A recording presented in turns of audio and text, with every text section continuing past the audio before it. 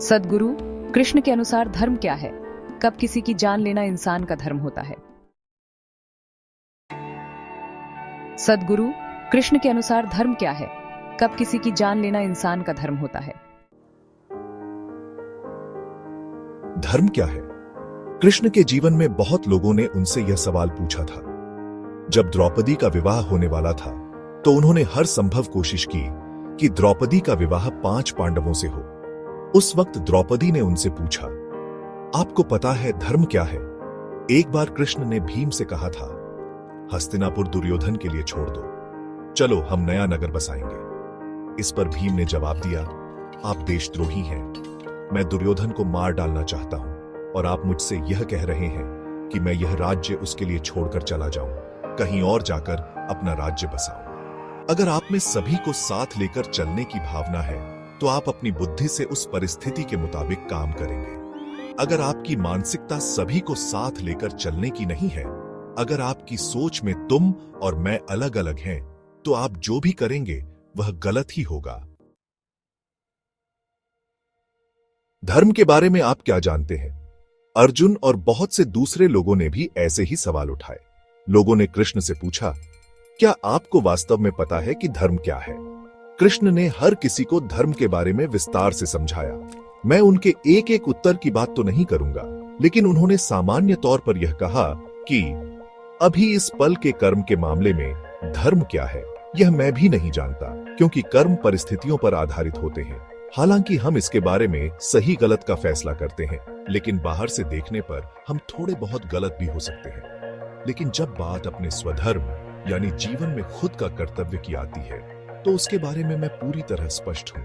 किसी बुद्धिमान व्यक्ति के दिमाग में भी इस बात को लेकर 100% स्पष्टता नहीं होती कि उसे किस तरह से कर्म करना चाहिए। वह हमेशा अपने निर्णय को तौलता है।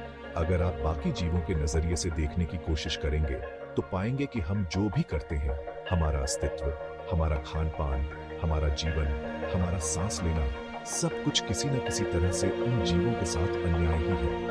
तो इस तरह इस दुनिया में कोई भी कर्म न तो 100% सही है और न 100% गलत। आपको बस यह देखना है कि आपके कर्मों से ज्यादा लोगों का भला हो और फिर उसी हिसाब से कर्म करें। जब बाहरी क्रियाकलापों की बात आती है तो उस पल के लिए उचित निर्णय लेना ही धर्म है।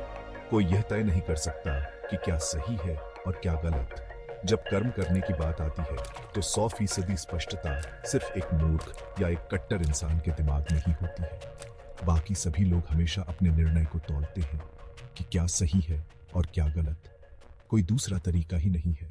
इस सृष्टि की प्रकृति ही ऐसी है। अब आप किसी की हत्या की बात कर रहे हैं। जरा सोच कर देखिए, जब आप खाते हैं तो आप किसी की हत्या कर रहे होते हैं। जब आप सांस लेते हैं तो आप किसी की जान ले रहे होते हैं। जब आप चलते हैं तो भी पैरों तले किसी जीव की जान लेते हैं। अगर आप यह सब नहीं करना चाहते तो आपका अपना जीवन खतरे में पड़ जाएगा और तब आप खुद की जान ले रहे होंगे। तो आप किस धर्म का पालन करेंगे? बात बस इतनी है कि आप भीतर से कैसे हैं। किसी बुद्धिमान व्यक्ति के दिमाग में भी इस बात को लेकर 100% स्पष्टता नहीं होती कि उसे किस तरह से कर्म करना चाहिए।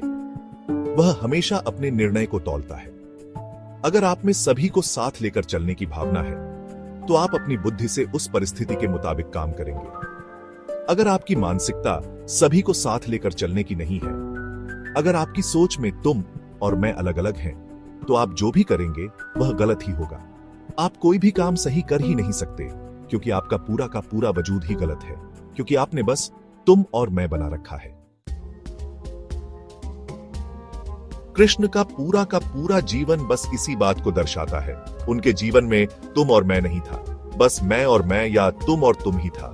चाहे वे गोपियों के साथ हों, चाहे वे एक राजनेता के तौर पर काम कर रहे हों, या फिर वे गीता का उपदेश दे रहे हों, उनका संदेश हमेशा एक ही था, सभी को अपने साथ समाहित करने का। एक बार जब सिर्फ मैं और मैं वाली बात आ जाए तो कर्म तो बस परिस्थिति और उचित निर्णय से तय होता है। कोई भी कर्म 100% सही या 100% गलत नहीं हो सकता। लेकिन जैसा कि कृष्ण ने हमेशा इस बात पर जोर दिया और मैं भी हमेशा यही कहता हूं कि स्वधर्म यानी अपने अंदर कैसे होना है, इस मामले में आप 100% स्पष्ट हो सकते हैं।